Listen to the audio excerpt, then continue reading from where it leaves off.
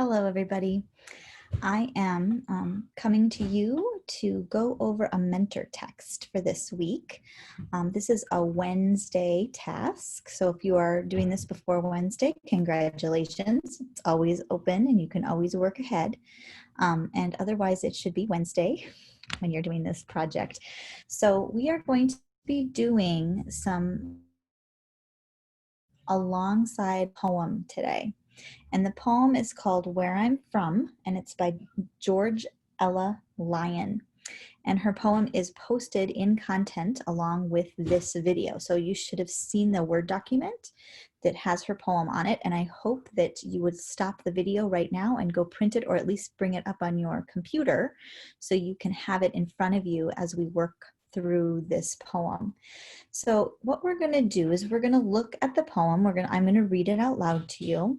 And then we're going to look at the structure and the rhythm and the language that George Ella Lyon does with this poem. And we're going to use her poem as a mentor text. And then you are going to try to mimic her style and write your own Where I'm From poem that is personal and has to do with your life.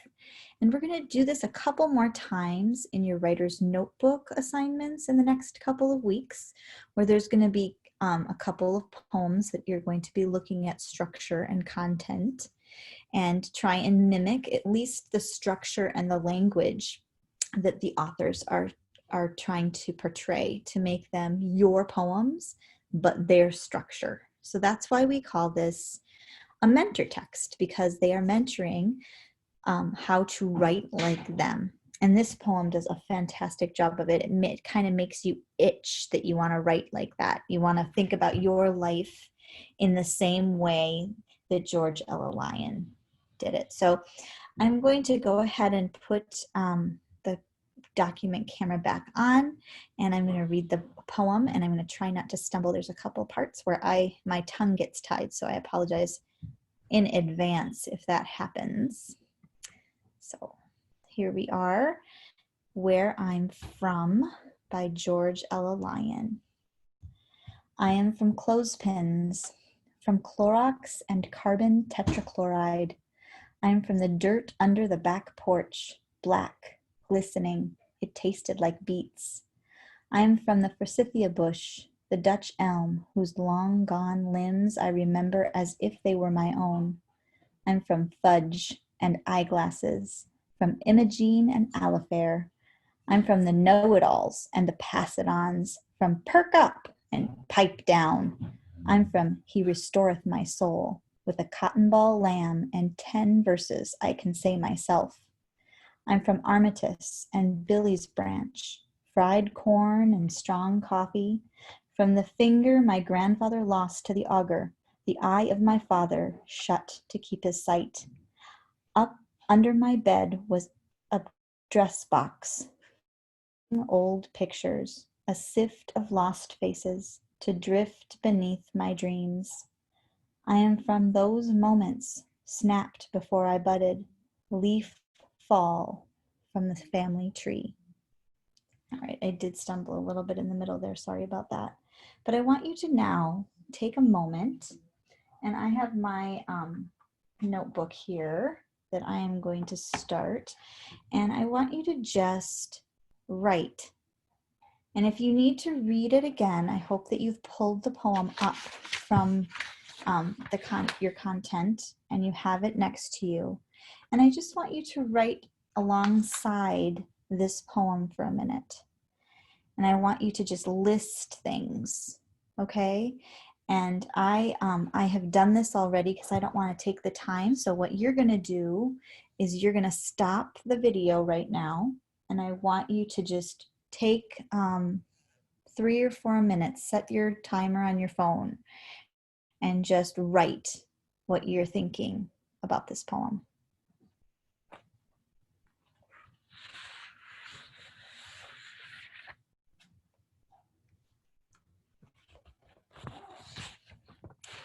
All right. So what I did in my notebook before I did this, and this is a different notebook. I have my notebook that I shared with you earlier, but I'm starting a new notebook just, because I love notebooks. So this is my English 900 notebook that I'm starting today. It's just an excuse to have a new notebook. So what I was thinking about my childhood, and I just started listing things because this is really a list. So I listed things like swimming in the backyard,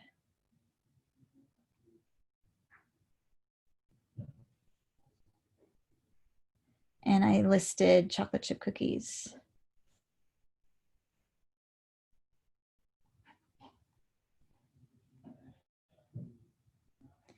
And I listed, I was spoiled rotten.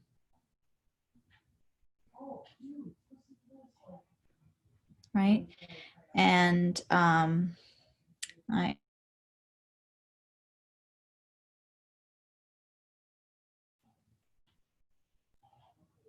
weird that I'm a teacher, right?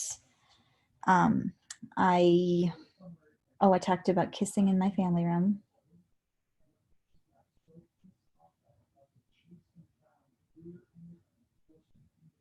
And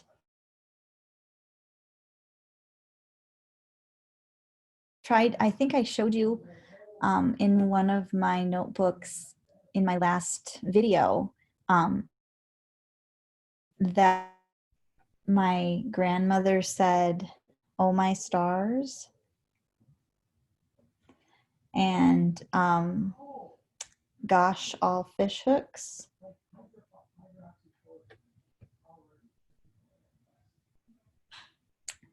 And so all of that, like that was when I was visiting my grandmother and my aunt. They both lived in the same nursing home. And I was visiting them, and I took, because I had my notebook with me, I was taking notes of how they talked, and I got that little bit of dialogue in my notebook. And so when I read through that the other day because I was showing that to you. And then when I was thinking about this, I was like, oh, I have that snippet. So I did that. So anyway, I'm going to stop. But this was the kind of listing that I was doing. And I just want to look through the poem with you a little bit as well. And so I was looking through here, and I thought it was like this part right here. I'm from the Know-It-Alls and the Pass-It-Ons. This is like a snippet of dialogue as well. This is like part of, and this is kind of not close enough, so I'm gonna, right? So this is something that people said a little bit like in the past, a lot more. And I will tell you that my other grandmother, not the grandmother that I was visiting, but she always said, pipe down, pipe down, pipe down down there if you're being too loud. And so when I read that, I was like, oh my gosh, that's just like my grandma, right? So that was important. So this is all like dialect almost, and language from a different time.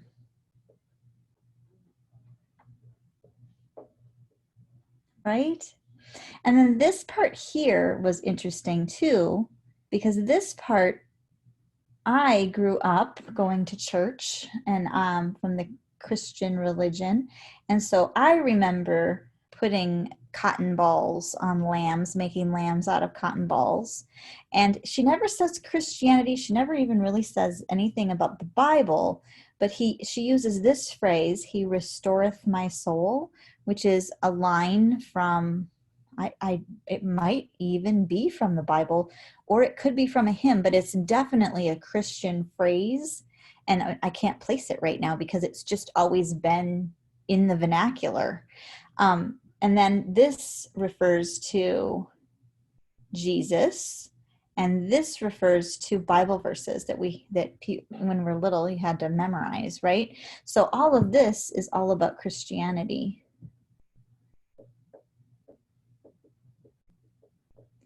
And so she just says these little things that let us know about her life, her religion, her family and the time. This is historical, right? And then this makes me think that she is talking about the family tree because she mentions the family tree down here. And so from Armitage and Billy's branch, so this might be her family. I'm not sure about that. I'm not sure about that at all, but it seems like it, right? And Imogene and Alifair, same. That seems like those are family. And if I were to guess, and I don't know, I've not looked this up, but if I were to guess, maybe one of these couples are her mom's side, and maybe the other couple is her dad's side, like her grandparents. But like she really honed in on things that were really special in her family, like fudge, right? When I think of fudge, my aunt would always bring fudge when she visited. She lives in Indianapolis and she's my mom's sister, and she would bring fudge. Nobody else ever made fudge, but when she visited, she always brought fudge. So that's just something that is really interesting, right? I'm having a lot of connection with George Ella Lyon. I, of course, never ate the dirt that tasted like beets, but I can see that, right? And I love this line of the Dutch elm whose long gone limbs I remember as if they were my own. I mean, that's just such a great picture. And the way it starts is fantastic. I am from clothespins, from Clorox and carbon tetrachloride, and this is for laundry. This is before Tide, right? So it also has just really fried corn and strong coffee, right? And really detailed from the grandfather, who must have been a farmer because an auger, right? And then her father, the eye my father shut to keep his sight. This makes me think that he was in a war. So even though she wasn't spelling it all out, she's definitely painting a picture here, right? So I think that my method of writing down a bunch of things worked for me. I hope that you did the same thing. I'm going to share what I wrote from my notebook here, the one that, right? So this is still really rough, and you can see that it says I've been writing mine now in the shower, right? So I want you to think about how I wrote this, right? I wrote this because I started writing before I ever picked up a pencil or a pen. I was thinking about it in the shower, and I was thinking about it and putting it together. And so I said, it's still rough because it was just in my head, right? Swimming in the backyard, them to us, dressed up Sunday mornings to jeans and a t-shirt. So I'm like kind of going back from the past to present here. Falling in love at 16 and married at 22. Judgment to curiosity. Campfire girls and knowing my place and to speaking my mind. Oh my stars to and gosh all fish hooks. General Hospital and playing cards. Pity to empowerment. And then Home of the Spartans. I went to Richfield, so Home of the Spartans, hockey skates, sleepovers and junk food, spoiled rotten to spoiling rotten, doggy kisses in the morning, just plain to just working, use your manners, and respect your elders, entitlement and privilege, being loved to loving freely, talking too much, kissing in the family room, all-nighters. So I just have a bunch of oh, there's more. A bunch of just a list. Rocking chairs and loveys.